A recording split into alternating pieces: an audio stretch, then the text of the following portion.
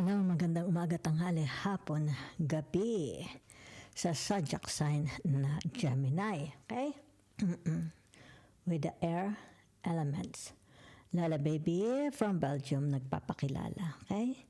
Isa lang pong like, subscribes, and share para naman po mag-grow ang channel ng Lola Baby. So ito pong reading na ito is for the second week of February. Okay? So handa na ba kayo for the second week of February? Blessings sa pera at pag-ibig. Huminga lang po ng malalim at buksan ang inyong mga puso. Tingnan natin ang energy mo for the second week of February. Okay? So ang reading na ito ay may kinalaman sa money plus love. Okay? Yan, tingnan natin ang inyong kaperahan. Kung may paparating o papalabas or merong mga unexpected financial opportunity o pwedeng bonus, promotion o gift. Sa pag-ibig naman, maaring posibleng may surprise confession o balikan ka ng mahal mo. Whatever. Diba? Success or mananatili ka bang single kung ito is may kinalaman sa family. Diba? Yan. Kung saan tayo dadalhin, ha? Kung makaresonate, i-like lang at saka i-comment na I claim, diba? O kayong tinatawag, i-claim nyo kung kayo is-resonate. Huwag kalimutan mag-subscribe para sa daily reading ng Lola Baby. Claim your blessings. Gemini. Okay? So, tingnan muna natin ang inyong tinatawag pag-ibig. Let's see the energy of love. Ay, isa lang. Ay. May talagang nagtalsikan. So, meron dito ang ladder. Climbing toward success. Okay? Yan. Ibig sabihin nito, kung ito yung marriage, magkakaroon ng success. Diba? Yan. Yes, baka success sa pag-aanak. Diba? Relationship. Success sa marriage relationship. Diba? Okay. Climbing toward success. An emotional, secure, loving family is important to you. Diba? Meron itong whale, great worry over nothing. Sino ito? It's like palagi siyang nag-aalaala. Okay? Hindi naman ito napakalaking issue. Diba? Family. Yan na. Wind chimes, peace and harmony. Okay? So, tingnan natin, ha? Okay. Gamit tayo ng tarot. Gemini. Yan. Ay, teka muna at nag-reverse, ha? Ay, puro naman naka-upright. Ito lang ang nag-reverse. Okay? So, ibig sabihin nito, yung tinatawag na nag-aalaala. Diba? Yan. Nag-aalaala sa balita. Baka hindi nakarating ang balita sa kanyang pupuntahan, di ba? O baka yung tinatawag, may mga hinihintay na sagot, di ba? Sa malayong pamilya, malayong asawa, malayong mga anak, di ba? Nakikita dito ang pag-aalaala. Maaring inaalaala niya, naku, baka hindi ako nasagot. Ay, baka ito hindi niya nabasa, hindi nakarating, di ba? Yan. Nauuna pa yung pag-aalaala, di ba? So, tingnan natin, ha? Yan, dito siya. Maaring may kinalaman sa pera. Maaring kung ano man ito, di ba? Baka naghihintay ng support, ng tulong, di ba? Sa kapamilya, narito ang tinatawag na The Emperor. Di ba? Yan.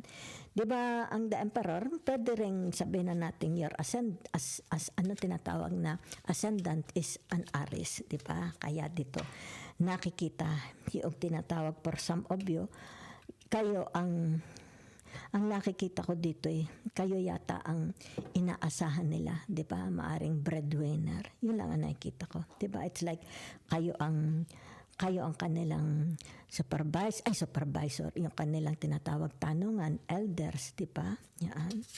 So for some na yun nakikita dito, may mga edad na kayo, pero matatalino, 'di ba? Kayo siguro ang takbuhan ng advice, 'di ba? Yan, no? Yan, pwede rin ito, di ba? Napaka-importante sa inyo ng tinatawag na, nakikita ko sa inyo is tinatawag na very, very close kayo sa family ninyo, okay? Whatever happens, very, very close kayo. It's like, hindi nyo maiwanan ng inyong pamilya, di ba? So, maganda naman, the energy, okay? So, meron dito, yan, Whatever is this yan. Ibig sabihin nito, merong, um, it's like from others, from, sabihin na natin, relatives, asawa, mga anak, di ba yan, no? Yan ha. So, ibig sabihin nito, merong grasyang darating. Baari ito sabihin na natin, maaalis ng alaala mo, yung iyong tinatawag na pag-aalaala, darating na ang kasagutan sa kanyang mga tanong. Di ba? So, may nakikita lang ako dito. It's like tinatawag na meron ditong, yaan ha, magbabalik. Siguro ito padre de pamilya, asawa, mga anak, di ba? May magandang balita. It's more on na meron ditong napakalaking grasyang darating. Okay? So, naririto ang tinatawag wind chimes. Okay? Yan o. Peace and harmony. Okay?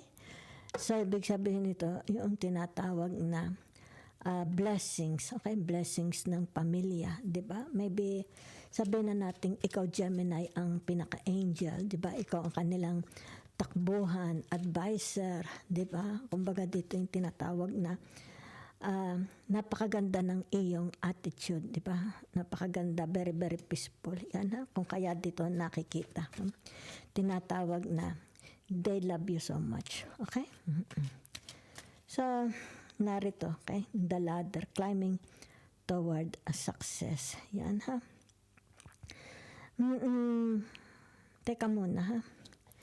It's like tagumpay, okay? Tagumpay ng inyong mga anak, tagumpay ng inyong asawa. Yan ha, nakikita ko dito sa the 6 of cups. Yan ha. So, nakikita ko lang. It's more about tagumpay. Maaring may mga magbabalik na mga families, cousins, children from the past. Di ba? So, whatever is this, maaring ito tinatawag na will and testament. Di ba? Properties, iiwan sa inyo. Di ba? So, maaaring ito'y tinatawag na magkakaroon ng pagbabalik, a nostalgic family visitation, di ba? Family regrouping, di ba? It's more about family, okay?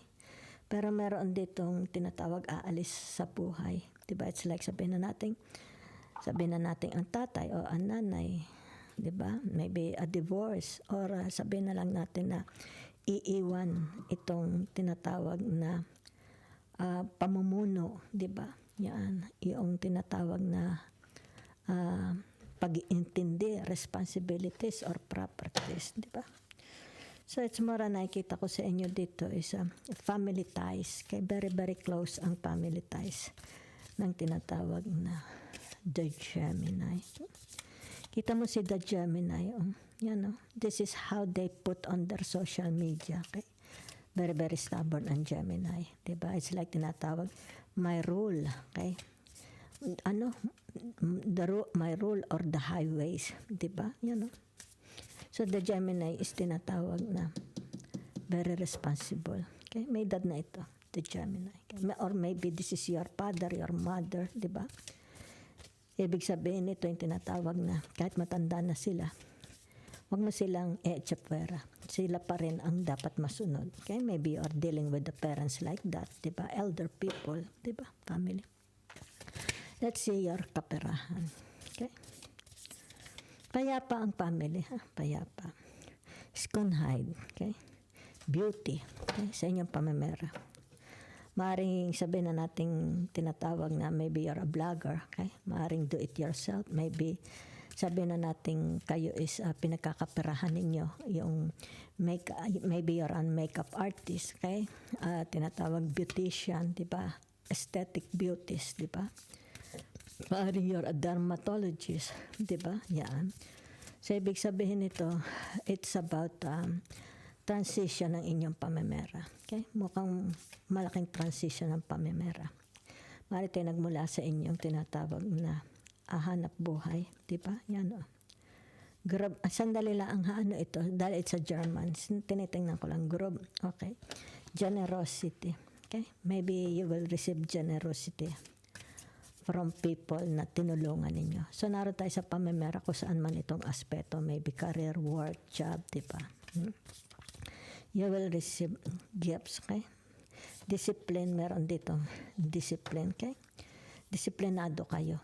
Yan, pagdating sa inyong tinatawag pamemera, okay? Trust, okay? Vertrauen nga is trust. Sandali lang, ha? Vertrauen, trust. Yun ang alam ko. It's a trust. Yan. Pagtitiwala. Okay? Napaka-importante ng tinatawag na pagtitiwala. Okay? So, gamitan ko ng another tarot card. Dito sa family, meron lang ako nakita, excuse me, may magbabalik dito, ha, mga tao. It's not always, sabi natin, mga exes. Maaari ito tinatawag ng mga once upon a time nagkaroon ng conflict, di ba? Misunderstanding. Yan, ha, maaring children, cousins, relatives. Pwede rin naman sabi exes, di ba? So, ibig sabihin nito, if there is a competition, very, very disciplined kayo, di ba? Yan. Kumbaga dito, hindi kayo bugnutin, di ba? Okay? Hindi kayo yung tinatawag na kung matalo ka, it's okay. It's just a game, sport. Okay? Sports, very, very sports kayo when it comes to competition. And you always welcome competition, di ba? You are not intimidated kung may mga competitions, di ba? Because you believe in yourself. You know what you are capable of. Okay? So ito ang tinatawag the King of Wands. Ikaw ito, di ba? Yan, oh. So you trust what you see in your vision, di ba? You trust what it's like tinatawag, mas pinaniniwalaan mo ang sarili mong power, galing, di ba? It's like you don't listen to others, di ba? Kung alam mo, you know how to make money. Ibig sabihin nito, okay? Yung tinatawag na mas naniniwala ka sa sarili mong galing, di ba? When it comes to money, di ba? Maybe ruling, sabihin na natin sa trabaho, di ba? About your work, mas naniniwala ka sa iyong kagalingan sa pagtatrabaho, di ba? Maybe tinatawag na interaction, di ba? So for some of you here, it's all about claiming back your power, di ba? You're in a tinatawag na power, okay? Yan. Ito yung tinatawag na makakagawa ka ng mas malaki. Okay? Mas malaki pa ang magagawa mong pera. Diba? Yan. So you believe in your power. You believe in yourself. Okay? So nakikita dito the Emperor. Okay? So ibig sabihin nito, yung tinatawag na it's about your responsibilities. Diba? Yan. Ibig sabihin nito, alam mo ang responsibilidad mo, okay? So, hindi mo pinababayaan, okay? Your work, your job, your money, okay? So, ito yung tinatawag na somebody don't want, okay? Kung ano itong mga wala, okay? It's like emptiness. There is an emptiness na it's more about money, di ba? Ayaw niyang makita itong kasalatan ng pera, di ba? Yan. It's like tinatawag, nagpe-pretend siyang huwag makita ang halimbawa kakulangan niya sa pera, wala talaga siyang pera, di ba? So naririto yung tinatawag na your strength, di ba? So it's about your mind and your emotions, di ba? Yan. So ibig sabihin nito yung tinatawag ito, di ba? It's about your responsibilities. It's about your duty, di ba? It's about your anong tawag dito? Power, strength. Okay? It's all about your strength. Okay? Yan, ibig sabihin nito, wala kang kinatatakutan, especially when it comes to competition, di ba? You will show them who you are. Okay?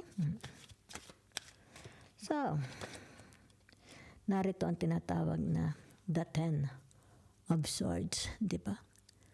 The Ten of Swords, ibig sabihin nito, yung tinatawag na tama na, okay? Tama na itong, it's like nonsense talking, di ba? Nonsense interaction, nonsense. It's like, ayaw mo na, kaya ayaw mong makipag-deal sa mga taong makukulit, 'di ba? Yung tinatawag wala namang nonsense ang kanilang mga pinagsasabi, 'di ba? Unreliable. They are unreliable people. So ibig sabihin nito yung tinatawag na para matapos na, 'di ba? It's like you are dealing with people, nonsense people. You want to remove them in your life, okay? Yan. You want to remove them. Yan. You want to, ibig sabihin nito, tinatawag na mas bukas ang isip mo, okay? If you will join mga group of people, 'di ba? Tinatawag na mas doon ka yayaman, okay? Tinatawag na magbibigay sa iyo, okay? Ng tinatawag na chance, okay? Para ikay umangat, 'di ba? Glory, 'di ba? So stop na.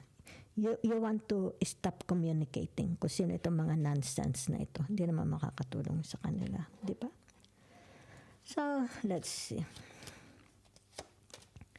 Okay, no more worries sa pamimera, okay? No more obligation to others, di ba? So, kung sino man itong mga paparating na ito, it's like tinatawag, no, okay? I don't like to talk to you. It's like talk to my hand, di ba? Talk to my hand, yan, di ba? It's like tinatawag, I have no obligation with you, yan. Wala na akong tinatawag na commitment, di ba? Responsibilities, yan, tinatawag yan, okay? Yan, kung sino man itong mga paparating na ito. So, ibig sabihin ito, yung tinatawag na it will only ruin your thinking, your moods, di ba? So, ibig sabihin nito yung tinatawag, you are letting them go. Okay?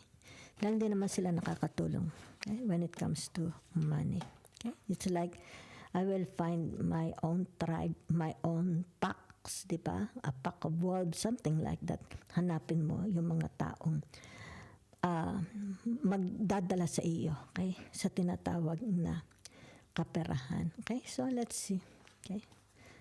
Tinatawag na you don't like, it's like ayaw mong tumanggap ng gifts from them, di ba? Yan. Kumbaga dito, nakikita ko lang, people wants to give you a gift for it's like a favor. Okay? You don't want, yan ha. Ayaw mo, it's like, ayaw mo ng mga taong mapagsamantala, ayaw mo ng mga taong, ibig sabihin, under the table, I will give you something for exchange, di ba? You don't want. So, let's see. Okay? Yan. Ang inyong tinatawag na message and advice from the universe. Lion spirit, be generous of spirit. Okay? Yan. So, ibig sabihin nito, isa ito sa magpapayaman sa iyo. Okay? If you have a very, very generous spirit, di ba? Isa ito ang magpapayaman sa inyo. Okay? So, meron ditong you are a lion. Yan, kita ninyo. The master of the mountain, the master of the safari, di ba? Yan, kita ninyo. It's like sinasabi nyo, you don't know who you are dealing with. Okay? You don't know my capabilities, di ba? What I'm capable of, di ba? You're a very, very loving, opportunista. Ibig sabihin nito, kapag may mga opportunities, why not? Di ba? Yan. So, ibig sabihin nito, meron, it's like tinatawag, I'm tired of these people. Di ba? I will leave you na. Okay? Yan. It's like, I will find tinatawag na mga tao, okay, na maituturing kong kaisa. Pareho kami ng vibration with the same, okay? So, meron ditong tinatawag 37 down to 10, okay? So, ibig sabihin nito, yan the wheel of fortune, okay? Yung tinatawag na you are open, di ba? To discuss. You are open for opportunities when there are opportunities opening. Di ba? Yan, kaya dito. Yan.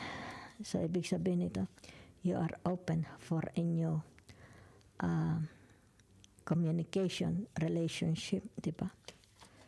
Mag-rubber. Okay? Ibig sabihin nito, opportunity grabbers, di ba? An action, di ba?